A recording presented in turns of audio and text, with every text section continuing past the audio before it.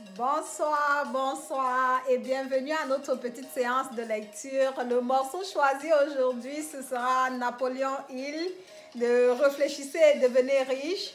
C'est un très bon ouvrage qui a beaucoup, c'est vraiment un ouvrage très riche.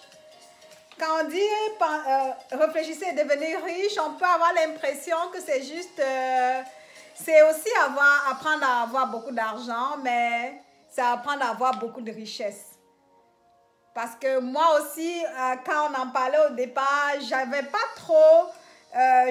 trop ce qu'il recelait. Je savais juste qu'on parle de l'argent, mais honnêtement, il recèle de tellement de choses. C'est tellement intéressant avec beaucoup d'éléments pratiques. Donc, je vous le recommande vivement de lire, d'apprendre. Parce que ce ne sera pas un livre à lire juste pour déposer. Parce qu'il a beaucoup de petites choses qui, entre les lignes, qu'il faudrait vraiment aller regarder. Aujourd'hui, nous allons prendre la page 161 de ce livre, Réfléchissez et devenez riche. On va parler de comment créer sa chance. Ça va être un peu long, ce sera une vidéo d'après peut-être 4 minutes. Donc, merci encore d'être là et on y va. Donc, créer sa propre chance. Nombreux sont ceux qui croient que le succès matériel est une question de chance. Cette croyance est partiellement fondée, mais ceux qui ne s'appuient sur rien d'autre sont presque toujours déçus.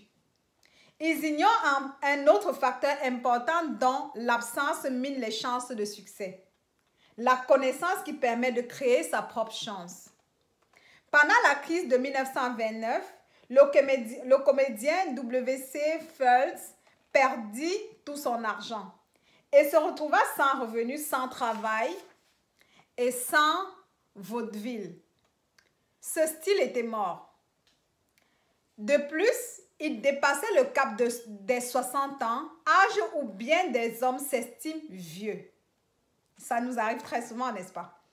Fort désiré de continuer de travailler, il offrit de travailler gratuitement dans un nouveau domaine, le cinéma.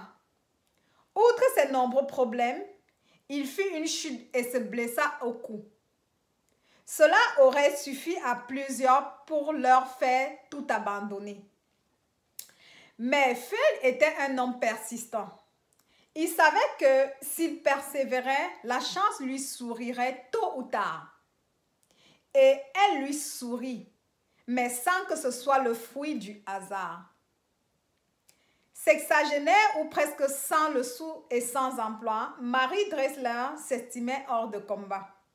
Elle comptait aussi sur la chance, qui joua en sa faveur. Sa persistance lui valut un formidable triomphe tard dans sa vie. Bien au-delà de l'âge où la majorité ne chérit plus aucune ambition d'accomplir quoi que ce soit. Je vais arrêter ici pour faire un petit, pour lancer un peu dans quelque chose qui, à mon avis, est extrêmement important pour notre société actuellement. Il y a un mouvement qu'on appelle un peu plus Black Lives Matter. Ça fait référence à une interaction avec la race noire qui a une connotation un peu plus particulière. Je ne veux pas décrire le mot tel qu'il est, mais je vais interpeller tous ceux qui souvent se sont posé la question, quel que soit le camp dans lequel ils se trouvent. C'est-à-dire qu'il soit blanc, qu'il soit noir, ou alors, mais ça, je pense que ça a interpellé un certain nombre de personnes. Mais si notre objectif, c'est d'aller à l'encontre ou alors d'améliorer les choses, c'est-à-dire qu'on va apprendre à construire un nouveau modèle. Et justement, l'interpellation, c'est qu'on ne se dise pas qu'on est vieux ou alors qu'on a perdu tout. Non, on peut toujours faire quelque chose. Ça peut devenir notre objectif. Et on peut commencer à se mettre en route. Quand Martin Luther King a dit « I have a dream », c'est parce qu'il avait un modèle de société. Et puis, il a travaillé dans son modèle. Il n'a pas travaillé dans son modèle, il faisait des marches, il posait des actions, mais c'était des actions vers quelque chose, vers sa vision pour améliorer la chose. C'était pas une action, c'était pas une réaction. C'était une action. Et justement, lorsqu'on se définit un objectif, quand on se donne une vision, on apprend maintenant à répondre au lieu de réagir. Et maintenant, on crée les chances.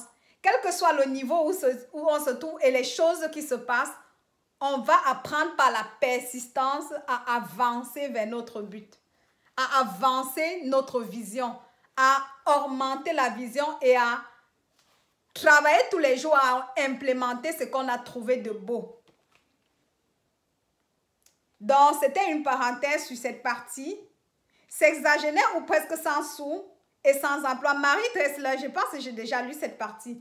Edith Cantor perdit tout son avoir lors de l'effondrement des marchés boursiers en 1929. Toutefois, il maintint sa persistance et son courage. Armé de ces deux qualités et des yeux proéminents, il réussit à gagner un revenu hebdomadaire de 10 000 $.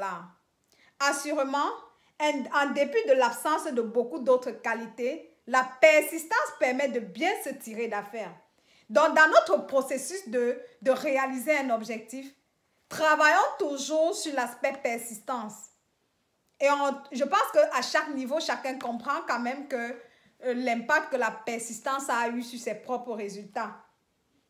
La seule chance dans laquelle une personne peut se permettre de compter est celle qu'elle a elle-même créée.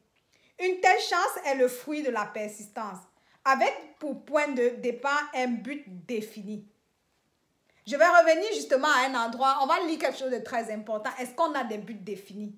Parce que quand on développe la persistance, parfois on lâche les choses en route parce qu'on n'a pas un but bien défini. Ce n'est pas bien décrit dans notre système. Notre mental n'a pas une bonne idée, une idée claire de ce qu'on veut. Du coup, lorsqu'on a sa vision, comme j'ai parlé tout à l'heure de la situation qui prévaut par rapport à à la race, la question de race qui est toujours une question posée. Ça, on peut même faire référence même à la question du genre encore. Mais ça peut être un objectif, ça peut être la vision de quelqu'un de construire un modèle différent de ce qui est maintenant. Ben maintenant, les éléments vont rentrer en jeu. Est-ce qu'il a une idée claire? Est-ce que son imagination est portée à un niveau? Est-ce qu'il a la capacité de bien utiliser son imagination pour implémenter un nouveau modèle? C'est à ce moment-là qu'on peut savoir si la chance va aussi jouer à notre faveur. Parce qu'on a nos capacités naturelles qu'il faut pouvoir utiliser. Demandez aux 100 premières personnes que vous rencontrez ce qu'elles espèrent le plus de la vie. Et vous verrez que seulement 2% d'entre elles pourront répondre à votre question.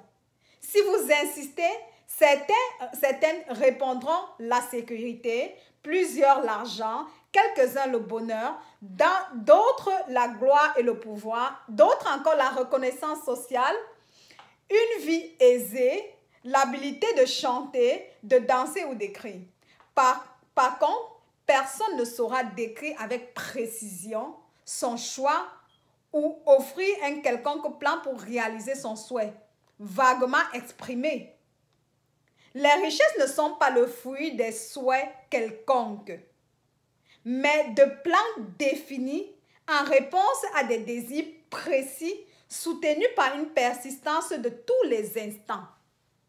La persistance dans tous les instants, c'est surtout persister à garder l'image du nouveau modèle qu'on veut implémenter. Or, pour qu'on ait l'image du nouveau modèle, ça prend un temps de s'asseoir et de décrire et de construire le nouveau modèle mentalement d'abord. I have a dream. What is the dream? Can I describe my dream? That's the question. Merci encore pour votre attention. On va terminer avec notre petite note de musique. Et retenons pour cette petite séance de lecture, il y a la persistance qui est intéressante, qui est importante. Et la persistance qui crée la chance. Mais la chance est créée et soutenue lorsque l'image du modèle qu'on veut implémenter est bien définie, est bien décrite par notre système.